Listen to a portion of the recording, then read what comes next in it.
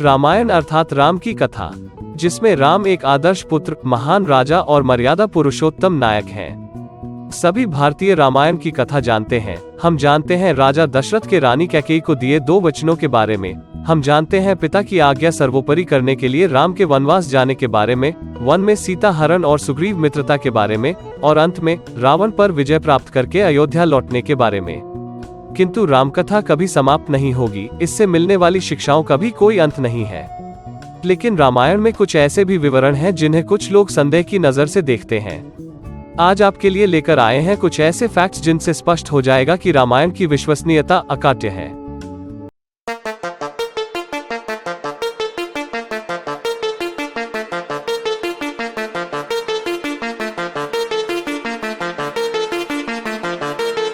Number 1, Hanuman ji का सूर्य तक जाना। हनुमान जी का रामायण में बहुत अधिक महत्व है। स्वयं श्री राम ने भी कहा है, तुम मम प्रिय भरत ही समभाय, अर्थात तुम मुझे भरत के ही समान प्रिय हो। वैज्ञानिकों के अनुसार सूर्य और पृथ्वी के बीच की दूरी करीब 15 करोड़ किलोमीटर है। लेकिन हजारों साल पहले ही हनुमान जी ने सूर्य और पृथ्वी के बीच की दूरी माप ली थी। दरअसल गोस्वामी तुलसीदास द्वारा लिखी हनुमान चालीसा की इस 18वीं चौपाई में सूर्य और पृथ्वी के बीच की दूरी का वर्णन है। जुग सहस्त्र योजन पर भानु, लील्यो ताहि मधुर फल जानू। यह दोहा अवधी भाषा में है। इस दोहे का हिंदी भाषा में अर्थ है कि हनुमान जी ने एक युग सहस्त्र योजन की दूरी पर स्थित भानु यानी सूर्य को मीठा फल समझकर खा लिया था। दोहे के हर एक शब्द के गणित को वैदिक ज्योतिष के आधार पर ऐसे समझिए। एक युग का अर्थ है 12,000 वर्ष, एक सहस्त्र का अर्थ है 1000, एक योजन का अर्थ है 8 मील और भानु का अर्थ है सूर्य। युग, सहस्त्र और योजन का गुणनफल मिलता है 9 करोड़ 60 लाख मील। एक मील में 1.6 किलोमीटर होते हैं। तब मील को किलोमीटर में बदलने पर प्राप्त होता है 15 करोड़ 36 लाख किलोमीटर। इसी के आधार पर सूर्य और पृथ्वी के बीच की दूरी लगभग 15 करोड़ किलोमीटर है। नंबर 2, पुष्पक विमान का अस्तित्व। वाल्मीकि रामायण के अनुसार भगवान विश्वकर्मा ने पुष्पक विमान का निर्माण कर ब्रह्मा जी को भेंट किया था। ब्रह्मा जी ने यह विमान लोकपाल कुबेर को दे दिया। कुबेर से ही इस विमान को रावण ने छीना था। ऋग्वेद में लगभग 200 से अधिक बार विमानों के बारे में उल्लेख मिलता है। पता चलता है कि कई प्रकार के विमान जैसे 3 मंजिला, त्रिभुज आकार के एवं 3 पहिए वाले हुआ करते थे। ऐसा ही एक था रावण का पुष्पक विमान, जिसमें राम रावण पर अपनी जीत के बाद लंका से अयोध्या लौटे थे। विमान का शाब्दिक अर्थ है आकाश को मापने वाला। ऐसे प्राचीन साहित्य उपलब्ध हैं, जैसे कि महर्षि भारद्वाज द्वारा लिखित वैमानिक शास्त्र, जो तकनीकी दृष्टिकोण से विमान पर चर्चा करता है। यह पुष्पक विमान की आकार में अनुबंध और विस्तार की विशेष क्षमता की व्याख्या करता है, जिसका अर्थ है कि पुष्पक विमान अपने आकार को कम ज्यादा भी कर सकता था। इस विमान की सबसे बड़ी विशेषता यह थी कि इसका स्वामी जो मन में विचार करता था, उसी का यह अनुसरण करता था। महर्षि भारद्वाज ने लगभग 120 अलग अलग विमानों का उल्लेख किया है, जो अलग अलग समय में अलग अलग स्थानों पर मौजूद थे। महर्षि भारद्वाज का शास्त्र विमानों में इस्तेमाल किए गए ईंधन, वैमानिकी, धातु विज्ञान और अन्य युद्धाभ्यास की झलक भी देता है। नंबर 3, राम सेतु। कुछ ऐतिहासिक रिकॉर्ड बताते हैं कि 15वीं शताब्दी तक इस पुल को चलकर आसानी से पार किया जा सकता था। यह जमीन में लगभग 3 से 30 फुट तक गहरा है। इस पुल के निर्माण में पत्थरों को आपस में जोड़ने के लिए किस तकनीक का इस्तेमाल किया गया, इसके बारे में आज तक कोई नहीं जानता। पूरी दुनिया के वैज्ञानिक इसे लेकर गहन रिसर्च कर चुके हैं, लेकिन फिर भी वो कोई सटीक कारण नहीं दे सके।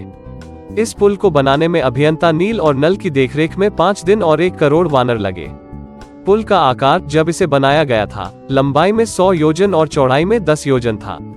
आपको बता दें कि 1 योजन लगभग 13 किलोमीटर के बराबर होता है। ओशनोग्राफी के अध्ययन से पता चलता है कि यह पुल 7000 साल पुराना है। इस लिहाज से अगर देखा जाए तो यह चीन की दीवार और मिस्र के पिरामिड आदि से भी पुराना है। सन 1480 में समुद्र में एक विशाल चक्रवात आने के बाद यह पुल पानी के अंदर डूब गया था। हालांकि राम सेतु आज पानी के अंदर है, लेकिन फिर भी यहाँ पर जहाज नहीं जा सकते। दरअसल कुछ बिंदुओं पर गहराई के स्तर के साथ पानी उथला है। साथ ही यह पुल पूरी तरह से पानी में डूबा नहीं है। इसलिए भारत से जहाजों को श्रीलंका पहुंचने के लिए दूसरे मार्ग को अपनाना पड़ता है। नंबर 4, राम का 11,000 वर्षों तक शासन करना। कुछ लोग कहते हैं कि राम ने 11,000 वर्षों तक शासन किया। 25 वर्ष की आयु में राम वनवास चले गए। 14 वर्ष के वनवास के बाद वे अयोध्या लौटे और 39 वर्ष में उनका राज्याभिषेक हुआ।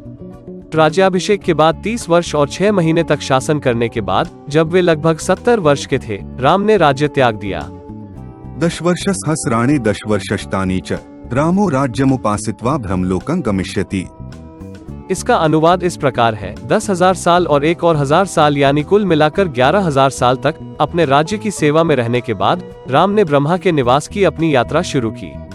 लेकिन कहा जाता है कि राम केवल 7,100 साल पहले अर्थात 5100 ईसा पूर्व में अस्तित्व में थे। दोनों बातें सही कैसे हो सकती हैं? इसका उत्तर दूसरे महाकाव्य महाभारत से प्राप्त होता है। महाभारत के एक श्लोक में लिखा है कि एक महाराजा के लिए जो धर्म के अनुसार जीवन व्यतीत करता है, एक दिन एक वर्ष के बराबर होता है। वर्ष को 360 दिन और 30 दिनों के 12 महीने में विघटित करने पर 11,000 वर्ष हमें 30 वर्ष और 6 महीने की वास्तविक वर्षों की संख्या के रूप में मिलते हैं, जब राम ने अयोध्या पर शासन किया था। नंबर 5, हनुमान पद चिन्ह। हनुमान जी को श्री राम ने रावण के राज्य की जासूसी करने और उनकी अपहृत पत्नी सीता को खोजने के लिए कहा। उन्हें इस कार्य के लिए विशेष रूप से चुना गया था क्योंकि हनुमान में अपने शरीर के अनुपात को आसानी से बदलने की क्षमता थी। वो आकार में पर्वत से भी बड़े और अणु से भी छोटे हो सकते थे। इस तथ्य का समर्थन करते हुए उपासकों ने भारत के आंध्र प्रदेश में लेपाक्षी के पास और श्रीलंका के कुछ हिस्सों में अशोकन में और उसके आसपास मानव पैर की तरह दिखने वाले विशाल पैरों के निशान देखे हैं। मानव पैर के इन बड़े निशानों की दुनिया भर के भक्तों द्वारा पूजा की जाती है। न केवल भारत और श्रीलंका में बल्कि मलेशिया और थाईलैंड में भी इन विशाल पैरों के निशान पाए गए हैं। आज तक हनुमान के इन रहस्यमय पैरों के निशान का उद्भव विज्ञान द्वारा सिद्ध नहीं किया गया है। राम भक्त इसे स्वयं राम की निशानी मानते हैं। ऐसी ही ज्ञानवर्धक और मजेदार वीडियोस देखने के लिए हमारे चैनल को सब्सक्राइब करें और बेल आइकॉन को प्रेस करना ना भूलें।